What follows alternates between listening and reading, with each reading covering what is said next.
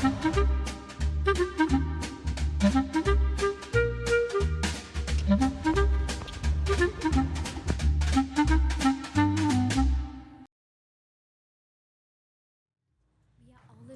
city and our weather go through hot and humid season throughout the year.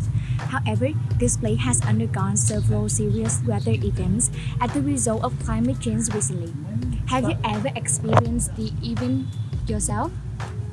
Huế has long suffered from many natural disasters. In the last few years, these events are becoming increasingly serious. As you see, between 2017 and 2022, our city is vulnerable to several concerning natural events, including a chain of devastating hurricanes and violent storms in September 2020, followed by a flood which lasted for weeks in October 2020. We also experienced a sweltering atmosphere in June 2017 and a freezing cold in February 2021. And a little bit chilly in May this year.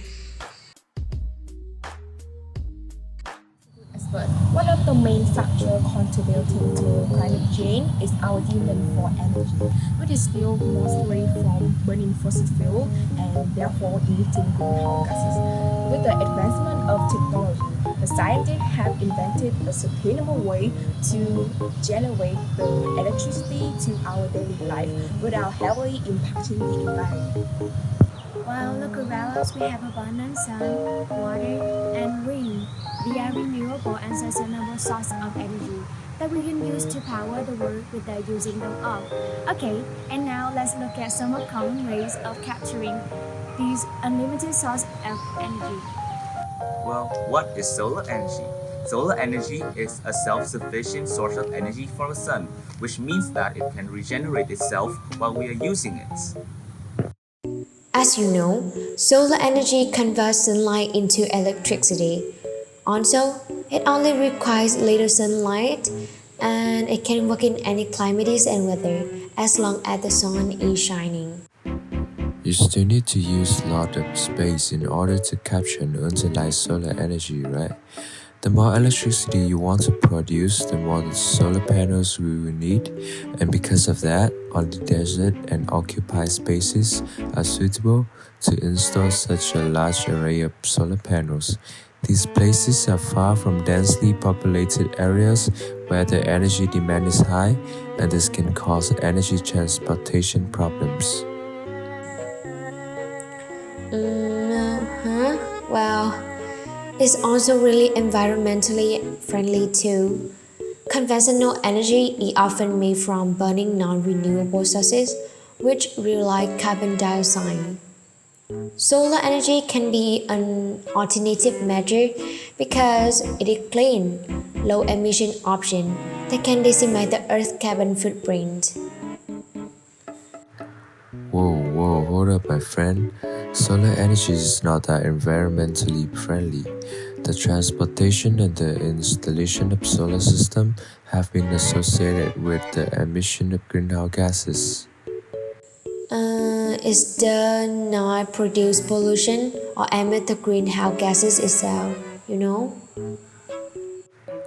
Yeah, I know, but there are some toxic materials and hazardous products used during the manufacturing process of these solar panels, and it also had fossil fuels involved during production.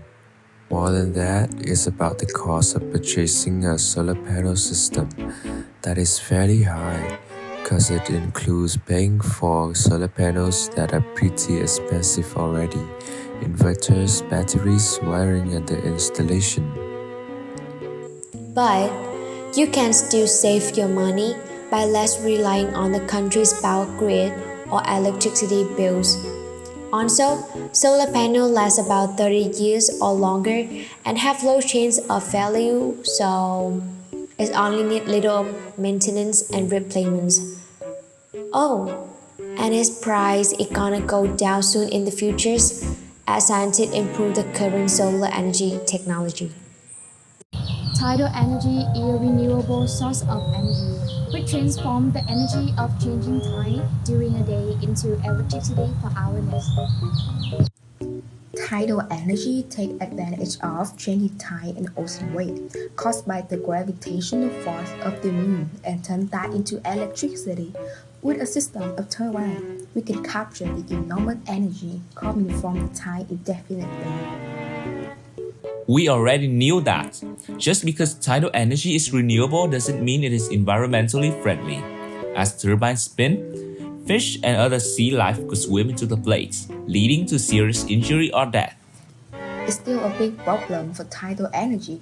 I do wonder about the cost of it. One of the biggest drawbacks to tidal power is the high upfront cost, which may be one of the reasons why tidal energy is not a popular renewable energy source. Also, developing tidal turbines and connecting them to the power grid requires extensive and costly engineering and manufacturing work.